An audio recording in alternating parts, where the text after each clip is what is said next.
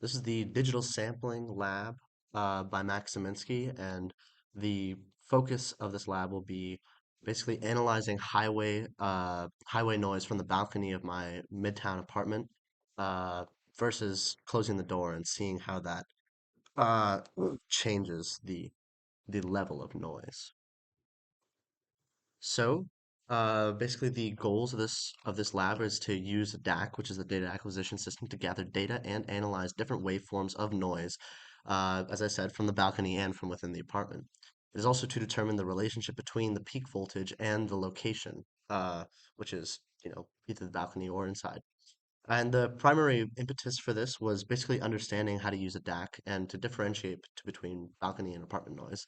And also, I feel that not many people have a balcony, so the curiosity of how noise from such a place propagates was kind of my primary motivation.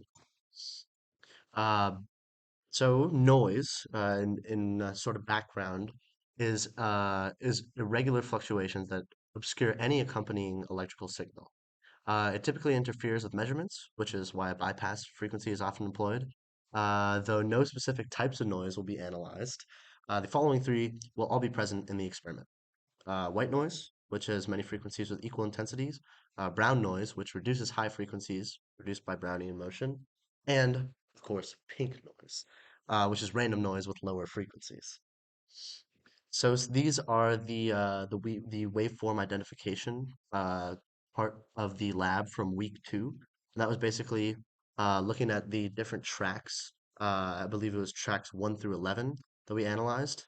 Here on the left, you can see I've picked out three very distinct tracks that are the triangle, square, and product of two sine wave, which correspond to track 3, 4, and 10. And as you can see to the right of that, the peak frequencies are listed as well as any other frequencies that appear on the lower half of the program. These are what the waveforms actually looked like. And these are the three, of course, that I talked about in the slide previously.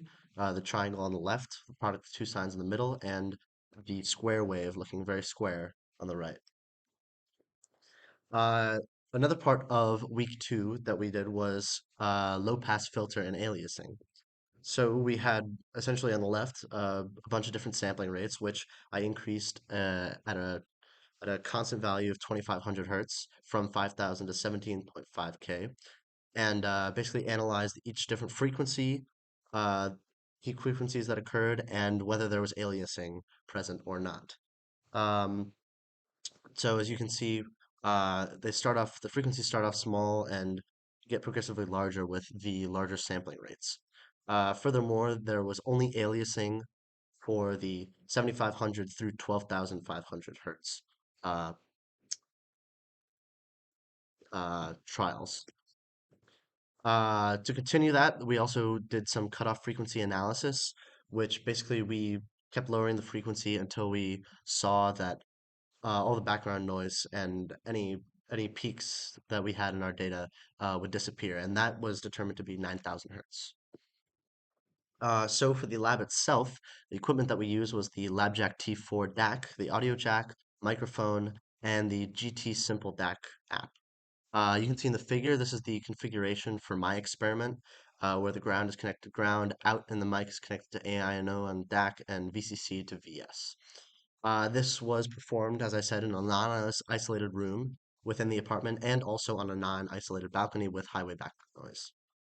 So the initial conditions were 22,000 hertz sampling rate, 1,000 sample record length, and basically to get into it, it's start up with GT Simple DAC software, set up indoors within the apartment, record the noise and the trial and save the file, and then repeat those two steps but out on the balcony. And after all that, basically I copied all that data from the text file into an Excel spreadsheet and created the graph, which I will show now. As you can see over here, the blue corresponds to the balcony and the red corresponds to the apartment.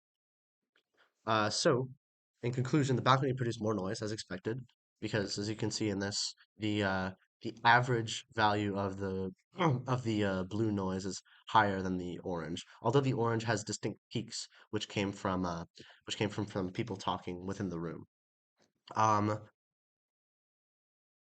and yeah, that's about it.